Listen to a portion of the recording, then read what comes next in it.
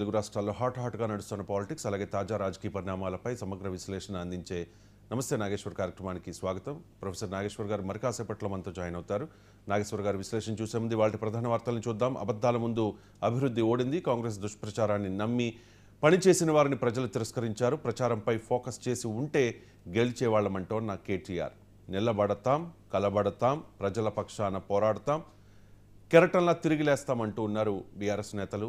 Amazon credit కేటీఆర్దే, పసిగట్టిన నెటిజన్లు, రేవంత్కు కౌంటర్లు అనే వార్తను చూస్తూ ఉన్నాం. కాంగ్రెస్ ఎమ్మెల్సీ అభ్యర్థులు ఖరారు అనే వార్తను చూడొచ్చు. ఎమ్మెల్యే కోటాలో చిన్నారెడ్డికి, అలాగే అద్దంకి దయాకర్కి, అలాగే గవర్నర్ కోటాలో ప్రొఫెసర్ కోదండరాం, జాఫర్ జావేద్కు అవకాశం ఉంటుంది అనే వార్త ఇది. అయోధ్య రామాలయ ప్రారంభోత్సవానికి సోనియా రాను అని చెప్పడంతో బీజేపీ నేతలు ఫైర్ అవుతూ ఉన్నారు. రామాలయం పూర్తయిందని కాంగ్రెస్కి కడుపు మంట అని కిషన్ రెడ్డి కామెంట్ చేశారు. కాంగ్రెస్ది హిందూ వ్యతిరేక ధోరణి అని ఎద్దేవా చేశారు. బీజేఎల్పీపై తేల్చని అధినాయకత్వం, ఎమ్మెల్యేల్లో అసహనం, తెరపైకి బీసీ నినాదం అనే వార్తను చూడొచ్చు.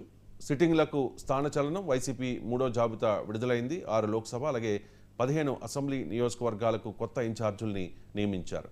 కాపుల్ని, బీసీలను కొట్టి రెడ్లకు టికెట్లు ఇచ్చారు అంటూ వైసీపీ 3వ జాబితాపై ప్రతిపక్షాలు విమర్శలు స్టార్ట్ చేస్తూ ఉన్నాయి.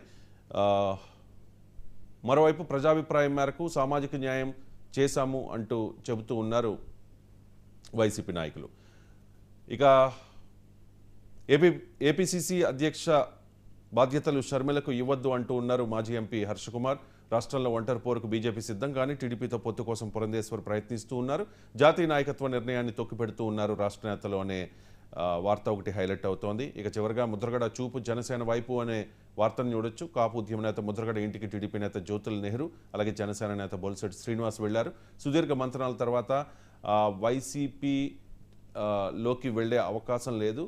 టీడీపీలోకి కానీ లేదా జనసేనలోకి కానీ వెళ్లేందుకు ముద్రగడ సుముఖంగా ఉన్నట్లుగా సమాచారం. వైసీపీ నేతలు తమ ఇంటికి రావద్దని కూడా చెప్పినట్లుగా తెలుస్తోంది. ఇవి వార్తలు. ఈ వార్తల్లో కొన్ని ముఖ్యమైన అంశాలకు సంబంధించి సమగ్ర విశ్లేషణ అందించడానికి మరి కాసేపట్లో ప్రొఫెసర్ నాగేశ్వర్